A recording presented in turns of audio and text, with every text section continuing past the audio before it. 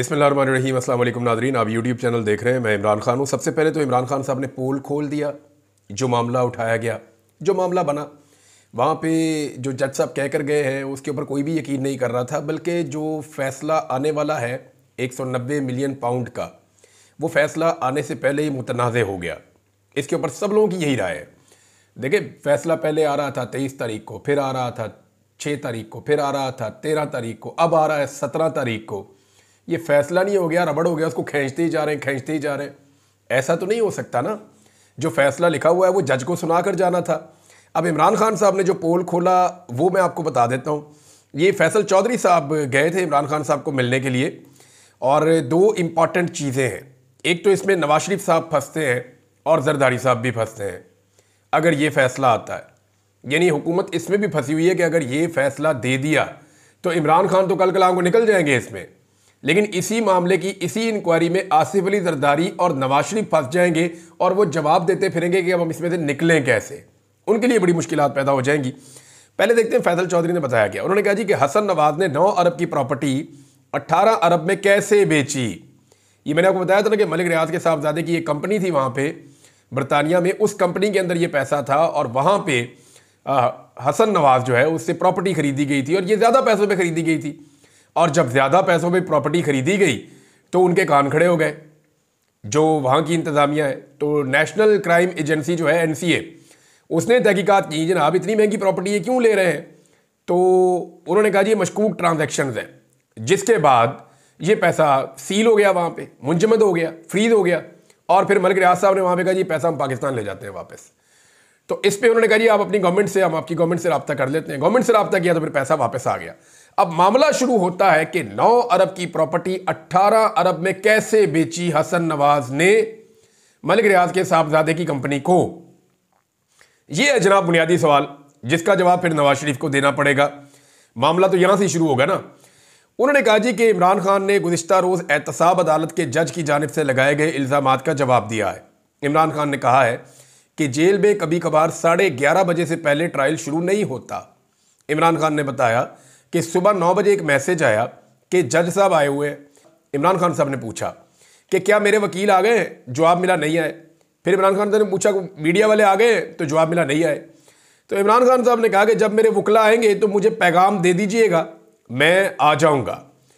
तो फैसल चौधरी ने बताया कि इमरान खान ने कहा कि उन्हें अचानक पता चला कि वो जज साहब उठकर वापस चले गए हैं। जज साहब की जानिब से ये कहना कि फलां पेश नहीं हुआ और मैं 2.5 घंटे इंतजार करता रहा हूं, ये बात दुरुस्त नहीं है। फैसल चौधरी ने कहा कि 190 मिलियन पाउंड का मेरिट पर कोई ताल्लुक नहीं है। नवाज शरीफ से पूछें कि उनके बेटे ने 9 अरब की प्रॉपर्टी को 18 अरब में क्यों बेचा। हसन नवाज 9 अरब रुपए जायद किस खाते में उन्होंने लिए, लंदन में फ्रीज पैसे किसको मिले, और इससे काबीना का कोई ताल्लुक नहीं है। सवाल यह है कि 9 अरब की प्रॉपर्टी 18 अरब में क्यों फरोख्त की गई, इसका जवाब हुकूमती जमात देगी। अच्छा, ये तो उन्होंने जनाब एक मामला उठा दिया ना। दूसरा मामला उठा दिया है अलीमा खान साहिबा ने, जो इमरान खान साहब की बहन है। अलीमा खान साहिबा जो है वैसे कमाल साथ दिया। कोई भाई भी होता तो इमरान खान का इतना साथ नहीं दे सकता। यानी इमरान खान साहब के बारे में अक्सर लोग कहते थे इनका कोई भाई नहीं है, इमरान खान का कोई भाई नहीं है। लेकिन अल्लाह ताला ने जो बहनें इमरान खान साहब को दी हैं, मेरे ख्याल में 10 भाई मिलकर वो नहीं कर सकते थे जो इन बहनों ने किया है। ज़बरदस्त तरीके से वो अपने भाई के साथ खड़ी हुई हैं, और ना सिर्फ खड़ी हुई है बल्कि वो बहुत, उनकी पॉलिटिकल अप्रोच भी ठीक है। यानी वो चीज़ों को समझती भी हैं, उनके ऊपर बात भी करती हैं, और वो बड़ी दिलेरी के साथ अपना मौक़िफ़ भी पेश करती हैं। तो उनकी अंडरस्टैंडिंग भी बड़ी ज़बरदस्त है, बहुत एजुकेटेड है फैमिली पूरी इनकी। तो उन्होंने कहा अलीमा खान साहबा ने कि 190 मिलियन पाउंड केस में सहूलतकारी आसिफ अली जरदारी ने की है, मगर सज़ा इमरान खान को दी जा रही है। इमरान खान ने अगर सहूलतकारी की है तो इस पर जवाब नवाज शरीफ को भी देना होगा। अडयाला जेल के बाहर उन्होंने गुफ्तगू की। उन्होंने कहा कि आज इमरान खान साहब ने एक सवाल पूछा है, जिस केस में इमरान खान को सजा देने की कोशिश कर रहे हैं। कभी कहते हैं कि इमरान खान ने चोरी की है। इंग्लैंड की एजेंसी ने कहा कि यह पैसा चोरी का नहीं है, ये प्रॉपर्टी टाइकॉन ने हसन नवाज को रिश्वत दी थी। नवाज शरीफ को जवाब देना चाहिए कि रिश्वत क्यों ली। यानी ये वो 9 अरब की प्रॉपर्टी को 18 अरब में बेचने वाला जो मामला फैसल कह रहे थे, ये वही मामला है। अलीमा खान ने सवाल उठाया कि NCA ने सवाल उठाया था कि ये इतने पैसे आए कहां से। NCA ने करार दिया कि ये चोरी या मनी लॉन्ड्रिंग के पैसे नहीं है। प्रॉपर्टी टाइकॉन मलिक रियाज ने NCA से डील की है कि ये पैसे वापस ले जाता हूं। फिर वो पैसे पाकिस्तान ले आए। जिससे अरबों रुपए फायदा हो गया। जो जुर्माना आयद किया गया इसकी सहूलतकारी आसिफ जरदारी ने की, मगर इमरान खान को सजा इसलिए दी जा रही है कि इदारा क्यों बनाया जिसमें सीरतुन नबी पढ़ाई जा रही है। अब आसिफ अली जरदारी बीच में कहां से आ गए? देखें, जब अदालत ने मलिक रियाज को जुर्माना किया था ना, तो वो उस मामले में किया था कि कराची में कोई ज़मीन मलिक रियाज साहब ने बहुत बड़ी ली थी, इसके ऊपर उन्होंने बैरियर टाउन बनाया था।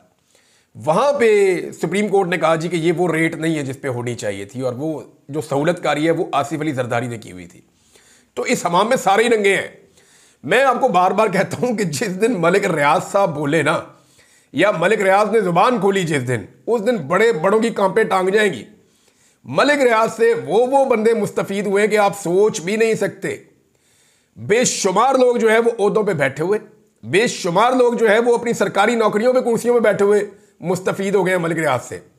और मलिक रियाज ने वो चीजें बनाकर दी हैं, अगर वो उसकी लिस्ट दे देना तो आप हैरान हो जाएंगे। यानी ऐसी चीजें जो सरकार को बनानी चाहिए थी वो मलिक रियाज से कई चीजें इन्होंने बनवाई हैं, सिर्फ इस चक्कर में कि गुडविल के चक्कर में मलिक साहब तुम यह बनाओ ना, असी तुहानू ए करवा देने, या आपका काम अब जो है ना वो कर देंगे। काम करवाने के लिए मलिक रियाज अपने मुंह से कहते हैं कि पाकिस्तान के अंदर जो है वो आपको काम चलाने के लिए बेशुमार लोगों को बिला वजह खुश रखना पड़ता है। आप जायज काम करने के लिए भी आपको नाजायज बातें माननी पड़ती हैं, ये मलिक रियाज ने कहा। बहरहाल मलिक रियाज जिस दिन बोले उस दिन बड़ा जबरदस्त किस्म का पाकिस्तान में भूचाल आएगा। मेरी जो इंफॉर्मेशन है वो तो ये है कि मलिक साहब को सारा कुछ याद है और उनके पास सारा कुछ रिकॉर्ड में है, और अल्लाह करे कि मलिक साहब किसी दिन सारे पोल खोल दें और हर चीज को आम के सामने रख दे, ताकि सबको पता चल जाए कि कौन इस मुल्क में क्या करता रहा है। इमरान खान साहब ने बैरिस्टर गौर से भी बात की है। बैरिस्टर गौर को बैरिस्टर गौर ने फिर यह बताया कि इमरान खान साहब ने दो टोक कहा है कि कोई डील नहीं होगी, सिर्फ मुज़ाकरात होंगे। और जुडिशल कम्प्लेक्स में मीडिया के नुमाइंदों से वो बातचीत कर रहे थे। उन्होंने कहा कि बाद औक़ात फ़ैसला सुनाने में ताख़ीर हो जाती है, तो डील कोई नहीं है, इसको डील का तासुर कोई ना दे। ये जज साहब खुद चले गए हैं, इसमें इमरान खान साहब का कोई कसूर नहीं है। और इमरान खान साहब ने मुज़ाकरात का कहा है, डील का नहीं कहा। नाज़रीन, PMLN में एक प्रॉब्लम पैदा हो गई है। देखिए, पहले तो उन्होंने फ़ैसला सुना दिया था। उन्होंने कहा था जी कि सुबह फ़ैसला आ रहा है, शाम को वो बगले में जा रहे थे, ख्वाजा आसिफ हो गए, तलाल चौधरी हो गए और बहुत सारे लोग हो गए PMLN के। कुछ दानिश्वर भी हैं उनके, कुछ सहाफ़ी भी हैं, कुछ एस्टेब्लिशमेंट के जो करीबी लोग हैं, कुछ टाउट्स किस्म के लोग हैं। ये सारे एक दिन पहले फ़ैसला सुना रहे थे, जनाब इमरान खान साहब को 10 साल या 14 साल सज़ा हो जाएगी और बुशरा बीबी को इतनी सज़ा हो जाएगी, और इस तरीके से ये मामला आगे बढ़ेगा। अब ये सारे दावा कर रहे थे, फैसल वाडा भी इनके अंदर शामिल थे। लेकिन अब एक नया बयानिया बनाया जा रहा है, और इस बयानिए को जो PDM की जमातें हैं जो इस वक्त इक़्तिदार में हैं, वो इस बयानिए को हवा दे रही हैं। अब वो ये कहते हैं कि अगर इमरान खान को सज़ा हुई तो ठीक है, ना हुई तो ये एक डील का नतीजा है। देखिए, इस केस में 3-4 चीज़ें बड़ी क्लियर हैं। इमरान खान के अकाउंट में, उनकी बीवी के अकाउंट में 1 रुपया आया? नहीं आया। उन्हें इसमें 1 टके का 1 पैसे का फ़ायदा हुआ? नहीं हुआ। इसके अंदर क्या फैसला करने वाले इमरान खान अकेले थे?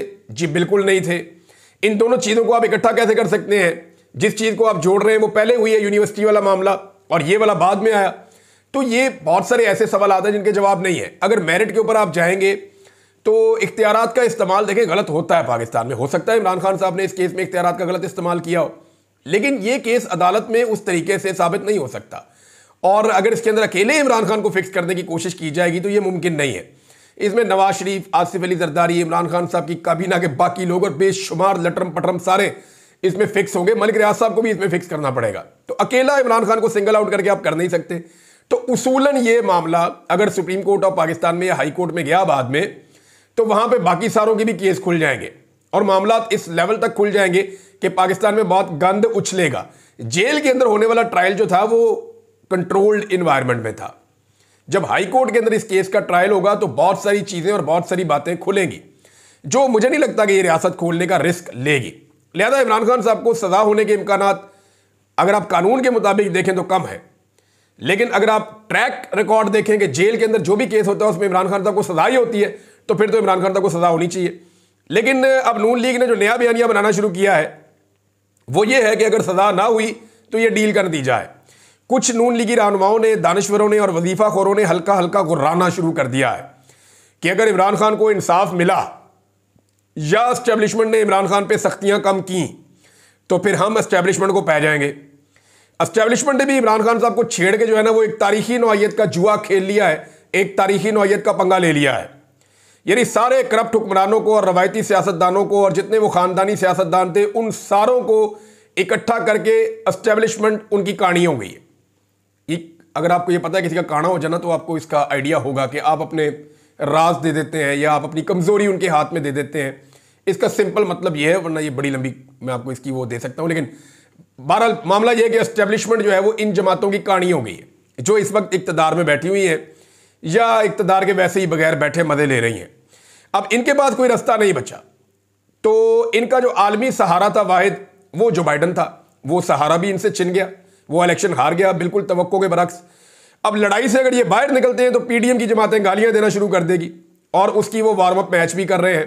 यानी जावेद लतीफ़, मौलाना फजल रहमान और दीगर कुछ लोग जो है वो पहले से एक बयानियां बना रहे हैं, कुछ दानिश्वर भी छोड़े हुए हैं, कुछ इधर उधर बंदे जो हैं वो हल्का हल्का बता रहे हैं। मैंने आपको कहा ना घुर्राना शुरू कर दिया है, वो बता रहे हैं तुम पै जा गए अगर तुमने इमरान खान के लिए थोड़ी सी भी जो है वो नरमी की या जो तुम सख्ती कर रहे हो, जो ज्यादती इमरान खान के साथ कर रहे हो, अगर ज्यादती में कमी की तो हम फिर आपको नहीं छोड़ेंगे, आपके पोल खोल देंगे। और पोल तो हल्के हल्के वो खोलते भी हैं, बताते हैं जनाब हमें कैसे घेर घार के जर्नैल लेकर गए थे और हमसे रजीम चेंज ऑपरेशन करवाया था। जावेद लतीफ़, फजल रहमान और एएनपी और पीपल्स पार्टी और पीएमएलएन, ये बंदे तैयार बैठे हुए हैं, इनको भी एस्टेब्लिशमेंट से लड़ाई लड़नी है। वजह यह है कि ये सारे ये जानते हैं कि जो भी एस्टेब्लिशमेंट से लड़ेगा उसे पाकिस्तान में वोट पड़ जाएंगे। यानी कैसा अजीबोगरीब वक्त आ गया है कि जिसने वोट लेना है वो एस्टेब्लिशमेंट के साथ लड़ाई करेगा तो उसको वोट मिलेगा। मैं आपको चले एक सर्वे करवा लेते हैं, इसी वीलॉग में आप अपने पैगामात में मुझे बता दें कि पाकिस्तान आज जिन हालात का शिकार है, इसके लिए आप पाकिस्तान के सियासतदानों को जिम्मेदार समझते हैं या पाकिस्तान की एस्टेब्लिशमेंट को बड़ा जिम्मेदार समझते हैं।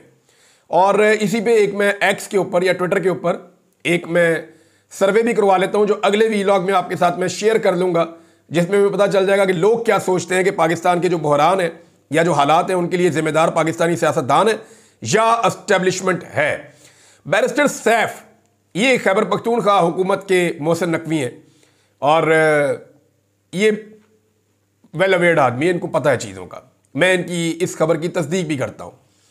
इन्होंने बयान दिया है कि इमरान खान साहब के बैकडोर राब्ते हैं और कोई बंदे हैं जो एस्टेब्लिशमेंट से और इमरान खान दोनों से राब्ते में। ये बात बिल्कुल ठीक है, मैं इसकी तस्दीक कर देता हूँ, लेकिन इससे ज़्यादा मैं इसलिए नहीं बताऊंगा कि पाकिस्तान तहरीक इंसाफ खुद बताएगी वक्त आने पर कि किस तरीके से क्या चीज़ें हुई हैं। इमरान खान साहब की मिन्नतों के लिए बंदे बीच में डाले गए हैं, लेकिन इमरान खान साहब डील कर नहीं रहे, वो मान नहीं रहे। बैरिस्टर साहब ने अगली बात भी बताई है और मैं क्लियरली आपको कह देता हूं कि इमरान खान साहब से बारहा, देखिए वो सियासतदान है, वो मुलाकातें तो करेगा और इमरान खान साहब ने कई मरतबा कहा है कि पाकिस्तान की खातिर मैं बात करने को तैयार हूं, मैंने डील कोई नहीं करनी। यानी मुझे ना डील में इक्तदार चाहिए ना कुछ और चाहिए, मैं सिर्फ और सिर्फ पाकिस्तान के लिए आ सकता हूं मैदान में, तुम लोग बीच में से निकलो, अवामी मैंडेट वापस करो और उसके बाद जो है मुल्क को चलने दो। ये इमरान खान साहब कर सकते हैं, लेकिन इमरान खान साहब को डील कोई नहीं चाहिए और वो डील नहीं मांग रहे। ना वो मुल्क से बाहर जाना चाहते हैं, ना वो खामोश रहना चाहते हैं, ना वो उसके अंदर कोई सौदेबाजी करना चाहते हैं, ना वो ये चाहते हैं उनके केसेस खत्म किए जाए। केसेस है ही कोई नहीं। वैसे रऊफ हसन साहब भी लगातार यही बात कर रहे हैं पाकिस्तान तहरीक इंसाफ से। शेर अफजल मरवत ने भी कहा, उन्होंने कहा जी बेशक इसकी बैरिस्टर गौहर और वज़ीर आला खैबर पख्तूनख्वा या इस मामले में तरदीद कर दे मोहसिन नकवी भी, लेकिन मैं अपनी बात पे खड़ा हूं और बात वही है कि इमरान खान साहब को ऑफर दी गई है। कौमी असम्बली और सेनेट में नाज़रीन भरपूर किस्म का एहतजाज किया है पाकिस्तान तहरीक इंसाफ ने और पंजाब असम्बली में भी एहतजाज किया है और तीनों जगह पे बड़ा तगड़ा एहतजाज हुआ। कौमी असम्बली में पहली मरतबा ऐसा हुआ, सेनेट और कौमी असम्बली में, जब अपोजिशन एहतजाज कर रही है तो इमरान खान साहब की तस्वीर नेशनल टेलीविजन के ऊपर चली है। ये बड़े लंबे अरसे के बाद हुआ है। पाकिस्तान में एक अनअनाउंस्ड किस्म का एक सेंसर लगा हुआ है इमरान खान साहब के ऊपर, उनका नाम नहीं लिया जा सकता, उनकी तस्वीर नहीं दिखाई जा सकती। हालांकि पैमरा ने इसके बारे में कोई कानून या कोई चीज़ इस्तेमाल नहीं की हुई। हाँ, ये सेंसर इस तरह लगा था कि मीडिया मालिकान को बुलाया गया था और बुला के एक जगह पे बिठा के उनको सिर्फ चंद सेकंड के लिए धमकाया गया था। सिर्फ चंद सेकंड की धमकी थी। मुझे उसके अल्फाज भी पता है, मुझे 2 मीडिया मालिकान ने बताए कि हमें ऐसे बुलाकर जिस तरह कोई जानवरों को धुतकारता ना, इस तरीके से हमें धमकी लगाई गई थी। और उस धमकी लगने के बाद से लेकर अब तक मीडिया चैनल ना इमरान खान की शक्ल दिखाते हैं ना उसकी तस्वीर दिखाते हैं। और एक ऑफिसर था जिसने आगे धमकी लगाई थी सामने खड़े होकर टका के, और उस ऑफिसर की जो फाइलें हैं वो फैसल वाडा ने उठाई हुई थी। ये मैं चले आपको बता देता हूं कि एक सियासतदान है फैसल वाडा, उसने उस ऑफिसर की फाइलें उठाई हुई थी और उस ऑफिसर के पीछे पीछे चल रहा था और उस ऑफिसर ने जो धमकी लगाई उसके बाद से इमरान खान की ना तो शक्ल दिखाई गई और ना ही इमरान खान साहब का उनकी आवाज़ सुनाई गई। या कोई पुराना क्लिप भी अब नहीं दिखाया गया, उनका नाम भी नहीं लिया गया इलेक्ट्रॉनिक मीडिया के ऊपर। बहरहाल अभी ये चलना शुरू हो गया है। हैरत की बात है, चीज़ें ऐसा लगता है कि एस्टेब्लिशमेंट भी थक गई है इमरान खान साहब को मार मार के, उनको दबा दबा के, उनकी पार्टी को दबा दबा के।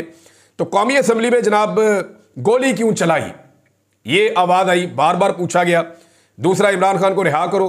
और जैसे ही हुकूमत बोलना शुरू करती है तो ऊ शुरू हो जाता है, क्योंकि शहबाज शरीफ साहब ने एक ज़बरदस्त आइडिया दिया है कि ये साउंड प्रोड्यूस करे, इससे एहतजाज होता है और इस तरह कौमें तरक्की करती हैं। कौमों का तरक्की करने का जो तरीका है, अगर शबाना रोज़ आप ऊ करेंगे तो इससे कौम तरक्की करेगी। ये शहबाज शरीफ साहब का आइडिया था। तो इसमें अपोजिशन ने ऊ करके एहतजाज भी किया कौमी असम्बली में। और ख्वाजा आसिफ तो पहले ही भाग रहे हैं कि मुज़ाकरात करो ही ना, वो कह रहे जी मुज़ाकरात से निकल जाओ। इमरान खान साहब की तस्वीरें चल गई हैं। एजाज चौधरी साहब का एक लेटर आया नाज़रीन सामने, ये लेटर मैं आपको दिखाना चाहता हूं, बल्कि पढ़ के सुनाना चाहता हूं। एजाज चौधरी साहब को पिछले 2 साल में 20 महीनों के अंदर ये तीसरी मरतबा उनके प्रोडक्शन ऑर्डर जारी हुए।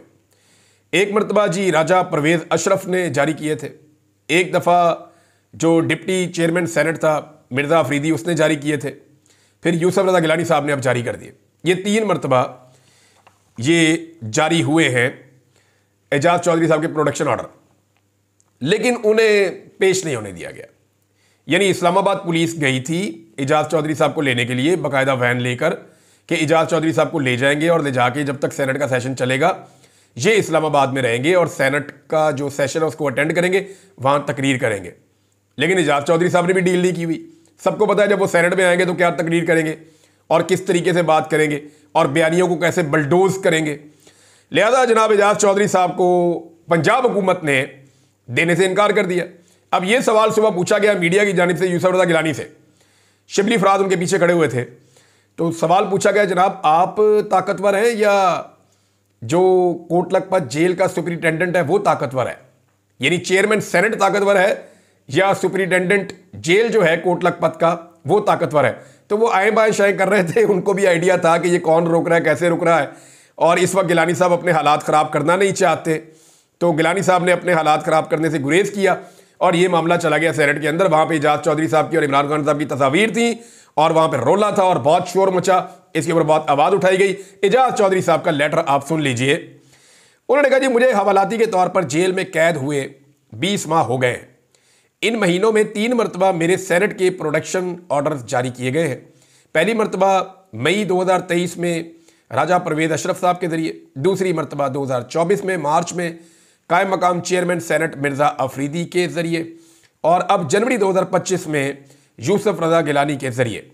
मगर तमाशा देखिए कि इस्लामाबाद से लेने के लिए अमला कोट लखपत जेल के दरवाजे तक आया, मगर सूबाई हुकूमत की मुदाखलत पर उन्हें वापस कर दिया गया। जनाब यूसुफ रज़ा गिलानी का शुक्रिया। जमहूरियत के साथ ये कैसा भयानक मजाक है, ये कैसी पार्लियामेंट है जिस चेयरमैन सेनेट के अहकामात की धज्जियाँ उड़ाई गई हैं।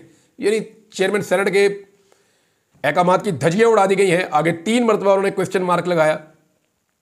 फिर उन्होंने लिखा कि कुफर का निज़ाम चल सकता है मगर जुल्म का निज़ाम नहीं चल सकता। मौला अली रज़ी अल्लाह तआला अन्हु करमुल्लाह वजह, उन्होंने एक कॉल भी लगाया हज़रत अली रज़ी अल्लाह तआला अन्हु का। और फिर उन्होंने नीचे लिखा सेनेटर एजाज चौधरी और एक साइड में एक छोटा सा जुमला लिखा है, ये बड़ा मज़ेदार है। एजाज चौधरी साहब ने लिखा कि फिर कहते हैं कि ट्वीट सख्त कर दी है। तो भाई ट्वीटें तो सख्त होनी है ना, जब इस तरह के घटिया इक़दामात होंगे और सेनेट के मेंबर को सेनेट में आने से रोका जाएगा। गवर्नर पंजाब ने दोबारा गोलाबारी की है टिकटॉक गवर्नमेंट के ऊपर और वो ये कहते हैं कि 17,000 सरकारी स्कूलों को प्राइवेटाइज कर दिया है। अब आप अंदाज़ा करें कि टिकटॉकर को शौक कितना है।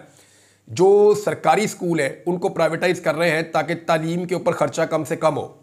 सरकारी स्कूलों को प्राइवेटाइज कर रहे हैं, गरीब का बच्चा पढ़े तो पैसे देकर पढ़े, मुफ्त तालीम का हक उससे वापस ले रहे हैं। नंबर 1।